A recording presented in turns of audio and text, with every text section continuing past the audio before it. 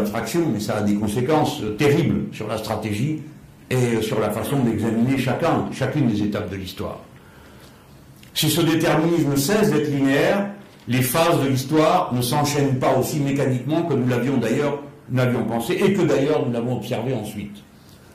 Dans la vision initiale, on passait de la société esclavagiste à la société féodale, laquelle donnait naissance à la société bourgeoise, laquelle finissait par engendrer le socialisme, à mesure que chacune de ces sociétés venait à exploser et libérait les capacités de développement des forces productives pour amener les relations sociales et culturelles à un niveau plus élevé.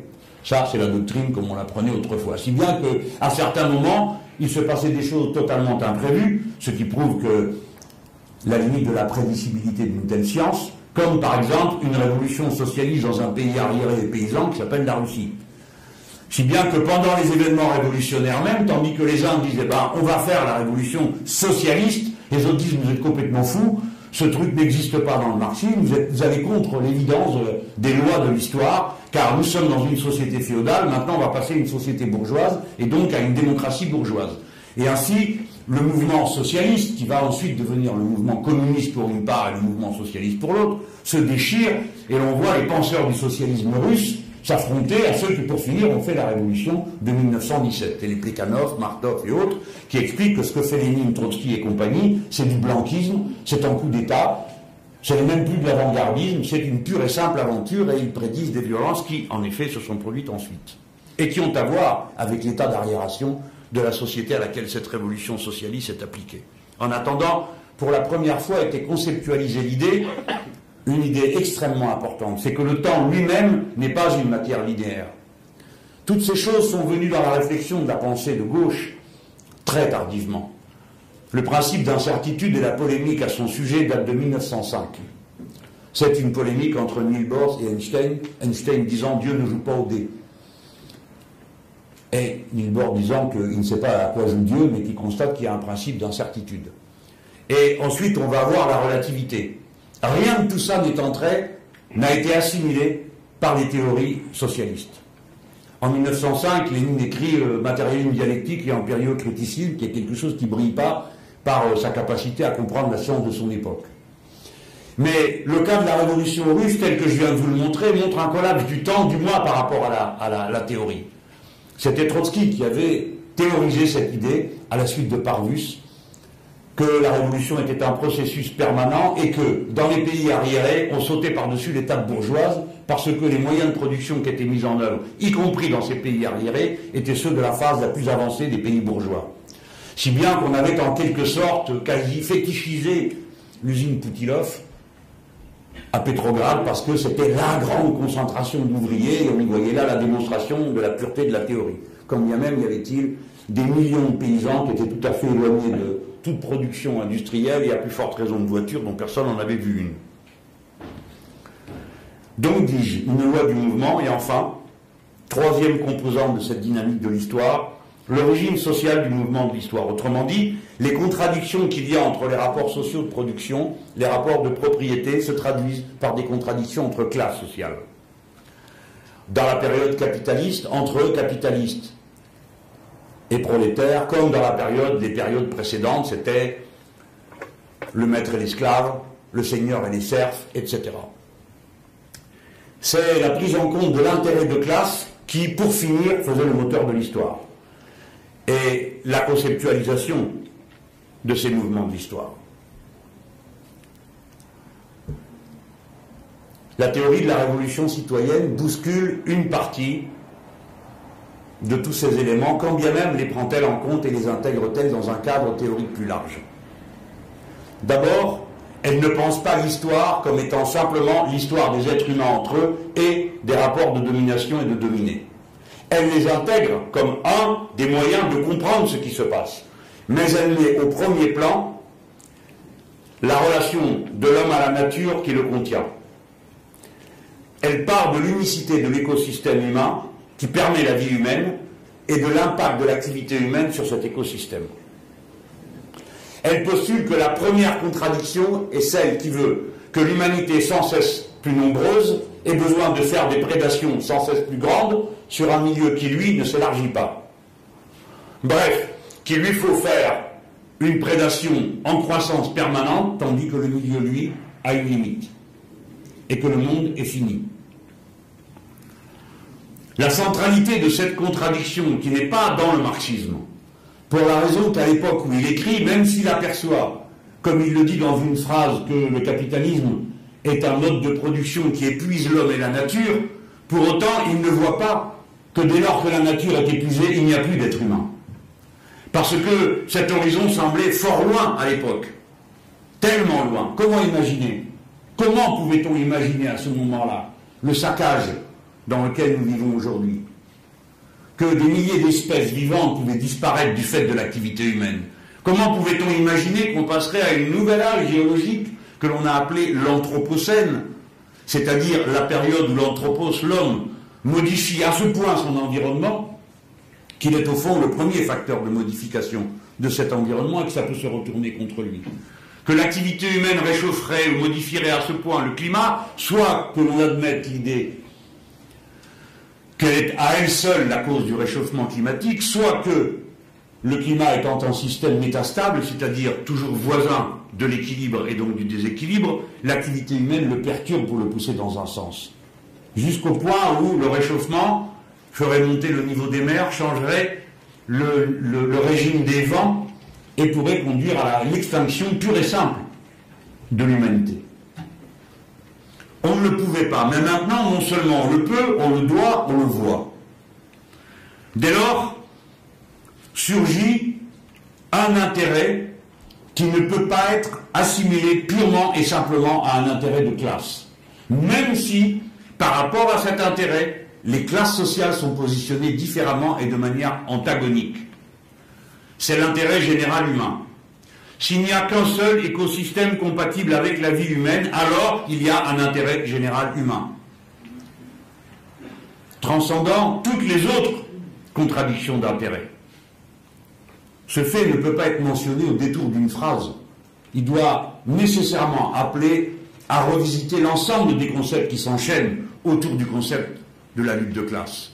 Si bien que, en cherchant quelle était la première loi de dynamique de l'histoire, au lieu de mentionner la lutte pour le partage de la richesse, comme c'est le cadre, comme c'est le cadre d'analyse marxiste, il faut d'abord mettre comme point de départ de la réflexion le rapport à la nature, l'intérêt général humain et la façon dont les classes sociales se positionnent par rapport à ça. Donc vous voyez, ça n'abolit pas la lutte de classe. Ça lui donne un autre cadre. Mais le cadre fondamental, la loi fondamentale de l'histoire, c'est le rapport du nombre à la nature. C'est ce que j'ai développé dans le livre L'ère du peuple. Le nombre est le facteur décisif de l'histoire. Plus il y a d'êtres humains, et plus les conditions dans lesquelles ces êtres humains sont en rapport avec la nature, je viens de le dire, mais entre eux changent. Ces changements ne sont pas seulement sociaux ou culturels, on peut dire qu'ils sont anthropologiques, ils concernent l'identité humaine, l'ontologie elle-même. Mais avant d'y venir, puisque j'ai d'abord fait référence à la rupture avec cette idée d'un cadre temporel où l'activité humaine serait à elle seule l'objet de l'étude, en mettant en avant la place du rapport entre l'écosystème et le nombre qui le fréquente. Je viens sur la question des lois du mouvement. On a pensé les lois du mouvement comme linéaires et comme un déterminisme rigide. Si le déterminisme auquel nous avons affaire est probabiliste, alors il y a quelque chose qui se passe qui a une importance décisive dans l'analyse des stratégies politiques. C'est ce qu'on appelle l'événement fortuit. Réfléchissez-y un instant. Quand bien même une circonstance est assurée à 90%, quand bien même elle est-elle à 98%, s'il n'y a que 2% qui ouvrent une autre possibilité, au moment où ce 2% se produit, il se produit à 100%. Dès lors, on voit la place singulière dans l'histoire de l'événement fortuit. Et quand vous vous retournez sur le passé, vous vous apercevez que toutes les révolutions procèdent d'un événement fortuit, et non pas d'une volonté délibérée. Jamais, nulle part, aucun parti politique, même d'avant-garde proclamé, n'a jamais déclenché une seule révolution. Les révolutions se déclenchent toujours de manière fortuite en commençant par l'effondrement des structures. Et l'effondrement des structures se révèle par un fait, l'irruption des femmes qui sont la dernière ligne de résistance de la société, de sa maintenance quotidienne sur la scène de l'histoire. La révolution de 1917 commence par une insurrection de femmes, on ne le dit jamais. C'est parce que les femmes sortent pour la journée du 8 mars, un premier jour contre l'avis du parti bolchevique et des autres partis politiques, que l'on ramasse la cosaquerie qui est censée la réprimer. Et comme elles y retournent le deuxième jour, où on leur avait pourtant demandé de rentrer à la maison, et comme elles y retournent le troisième jour, c'est là que l'ordre est donné de leur tirer dessus. Alors elles se précipitent sur les bottes des Cosaques. Et le chef des Cosaques sort son revolver, et au moment où il va tirer sur la foule, c'est un autre Cosaque qui l'abat. En 48 heures, le régime s'effondre. De même, en 1789, vous connaissez tous le déroulement. La Bastille et Lorette. Mais le vrai événement révolutionnaire, celui qui va abattre la monarchie en violant le caractère sacré du corps du roi, c'est une manifestation de femmes qui vont à Versailles à pied. Femmes dont on sait beaucoup de choses par le procès qui leur a été fait ensuite, ou qu'on a voulu leur faire parce qu'il a fallu abandonner le procès. À l'époque, la calomnie déjà avançait plus vite que la vérité.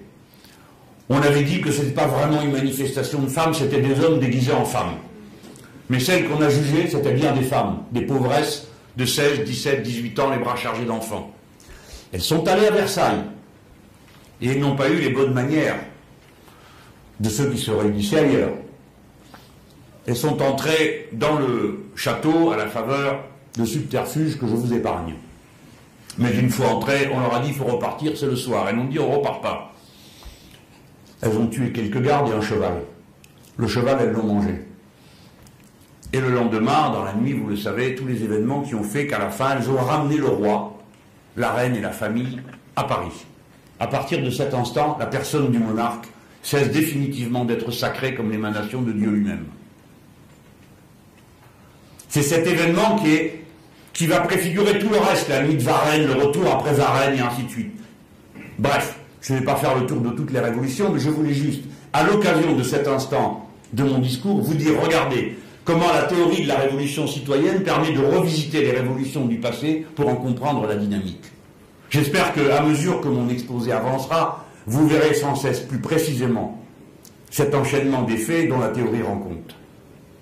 Ainsi, il nous reste à essayer de comprendre comment cette dynamique de l'histoire elle-même s'articule. Dans l'ancien système, il y a la dialectique. Ce sont deux corps. Que se passe-t-il quand il y en a trois qui exercent une attirance, une attraction mutuelle sur les événements? C'est la théorie du chaos qui entre alors en jeu. Elle va avoir pour nous une conséquence. C'est qu'en pensant la société et son rapport à la nature comme un événement global, nous allons penser les révolutions sous un autre mot. Je n'en ai pas trouvé d'autre pour l'instant que celui que j'ai emprunté aux sciences dures. La société, le rapport des hommes à la nature fonctionne comme un système critique auto-organisé. C'est le mot que les scientifiques ont trouvé pour décrire quelque chose dont je vais maintenant vous donner une image un peu simple, comme le sont toutes les images, mais qui permettent de penser. Imaginez un petit plateau sur lequel on fait tomber des grains de sable un après l'autre.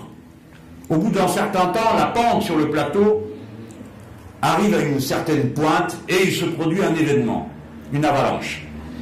L'avalanche, si vous y réfléchissez, c'est une manière avec laquelle différents points, différents grains de sable, y compris très écartés les uns des autres, se mettent soudainement en rapport les uns avec les autres pour provoquer un événement qui est leur déferlement hors du plateau. Ça va? Vous allez voir. Ça modifie complètement votre intuition après. Ces systèmes critiques auto-organisés dans la nature, là je vous donne une image d'un tas. Donc vous n'imaginez pas que les grains qui sont au milieu sont appliqués. Mais supposez que ce soit tout autre chose, un nuage de gaz, ou bien une mer humaine de milliers de gens reliés entre eux. Chaque fois que vous aurez un ensemble fermé par ces relations internes, vous aurez la possibilité d'un système critique auto-organisé. Et dans les systèmes critiques auto-organisés, peut-on prévoir l'avalanche? Non. Ni prévoir l'avalanche, ni prévoir son amplitude. Nous sommes donc bien sur les scénarios que nous observons dans l'histoire, où l'on ne peut prévoir ni le moment où la révolution a lieu, ni jusqu'à quelle strate de la société elle va toucher et embraser. Je ne donne pas trop d'exemples, je n'en donne pas sur le sujet parce que ça prendrait toute la soirée. Mais